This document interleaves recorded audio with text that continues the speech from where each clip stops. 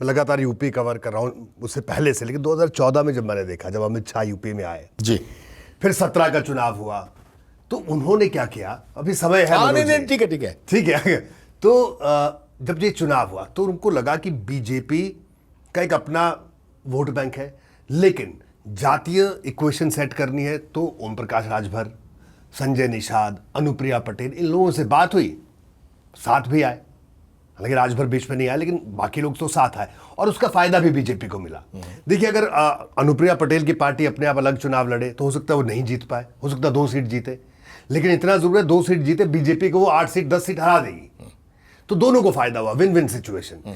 तो ऐसा क्या हो गया कि 27 के चुनाव में अगर पीडीए की पिच पर भारतीय जनता पार्टी आ गई है और बीजेपी के पास ऐसे जातीय सिंबल्स हैं, अनुप्रिया पटेल कुर्मियों की नेता, ओम प्रकाश राजभर राजभरों के नेता, संजय निषाद निषादों के नेता, ये सब लोग हैं, तो क्या ये भी अब किसी काम के नहीं रहे क्या? ये एसेट कम है, लायबिलिटी ज्यादा है तीनों। जी, रमाकांत खलप का नाम सुना है आपने?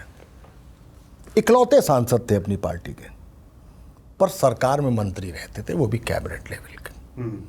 कभी प्रमोद महाजन का एक वीडियो निकलेगा, वो आपको समझ में आ जाएगा रमाकांत खलप किसे कहते हैं।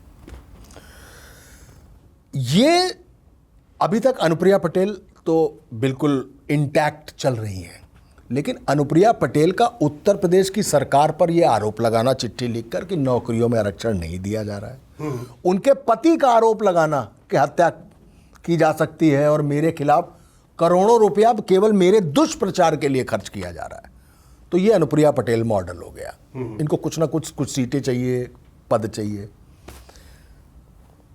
ओम प्रकाश राजभर की आप बात करेंगे तो ओम प्रकाश राजभर, मतलब आपको नहीं लगता कि वो नेशनल क्रिकेट नहीं खेलते, आईपीएल खेलते हैं?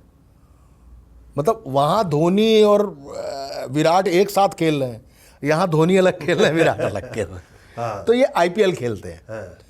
ये कभी अखिलेश यादव के साथ जुड़ जाते हैं क्योंकि वहां पे इनको ज्यादा बेहतर लगता है, फिर कभी भाजपा में लौट जाते हैं। निषाद भी समाजवादी पार्टी से उनका बेटा गोरखपुर लड़ा था, तो याद ही है आपको। तो ये लोग एक कॉन्शियस, मतलब कॉशनफुल लायबिलिटी है। जातिगत समीकरण में इनका महत्व बढ़ता है। इस चुनाव में ओम प्रकाश राजभर, संजय निषाद, अनुप्रिया पटेल, इनका महत्व बढ़ता है। पंकज चौधरी है ही, कोई दिक्कत की बात ही नहीं है, इनका महत्व बढ़ता है। मैं थोड़ा सा हल्का सा बता दूं कि अखिलेश यादव के 2024 के टिकट आप अगर देख लीजिए तो अखिलेश यादव या भारतीय समाजवादी पार्टी टिकट बांटती कैसे थी? पहले तो मैनपुरी से लेके, इटावा से लेके, बदायूं से लेके, फिरोजाबाद लेते हुए, सिकोहाबाद होते हुए सब परिवार। हाँ बिल्कुल। फिर उसके बाद यादव, हाँ, और फिर मुस्लिम, ऐसे होता था ना। हाँ बिल्कुल। आपकी बताइए 2024 बताइए। सही कह रहे हैं, ठीक, बिल्कुल उनका है। और मुझे याद है मनोज जी, जब 24 में जब टिकट आ रहे थे सपा के, तो जब लिस्ट आती थी तो मैं बड़ी चर्चा सुनता था। इवन कई बार हम लोगों ने भी कहा, अरे ये किसको दे दिया टिकट, अरे ये कौन है, ट्रेंड बदल दिया ना। हाँ, अरे ये क्या कर दिया, उसने ट्रेंड बदल और दिया। एक मुझे आज भी याद है 24 के चुनाव के दौरान जब हम न्यूज रूम में बैठते थे या कई दिल्ली में कई पत्रकारों से चर्चा होती थी, तो सब कहते थे यार अखिलेश ने इस पर टिकट वितरण ठीक नहीं किया। लेकिन जैसे जैसे चुनाव उठा, जब हम लोगों ने भी, जब मैं खुद लगा कि अखिलेश ने ही जब टिकट मैं ग्राउंड वितरण पर सही गया किया। तो मैं हैरान हो गया देखकर। हाँ, बिल्कुल बिल्कुल, बहुत शानदार तरीके से टिकट बांटे।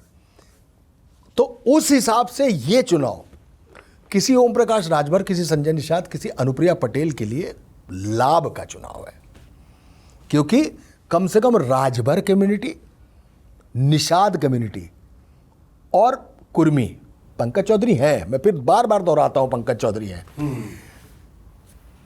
कुर्मी वोटर इस चुनाव में बहुत डिसाइसिव होने जा रहा है, मैं आपको पहले बता दूं।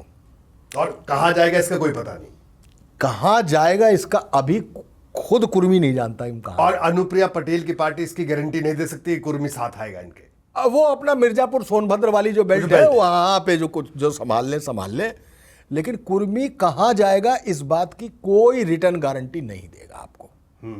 हालांकि पॉलिटिक्स में कोई रिटर्न गारंटी देता भी नहीं, लेकिन हाँ एक समझ, बेसिक एक समझ की बात है। तो इन सब को संभाल कर रखना बहुत ज़रूरी है भारतीय जनता पार्टी के लिए।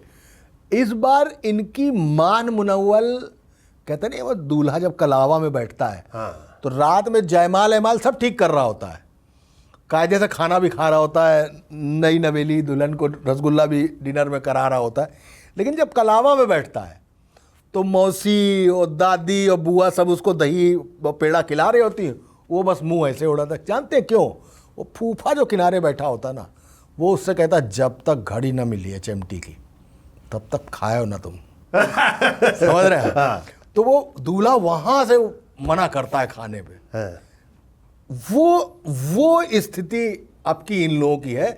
इस बार इनका कलावा है। इस बार बहुत भाजपा कोशिश करेगी कि थोड़ा पेड़ा खिला के, थोड़ा सा दही शक्कर खिला के उसको करी, लेकिन इस बार उसको मालूम है कि जातिगत चुनाव है, तो महत्वाकांक्षा का जो फूफा है वो उसको इस बार कहेगा।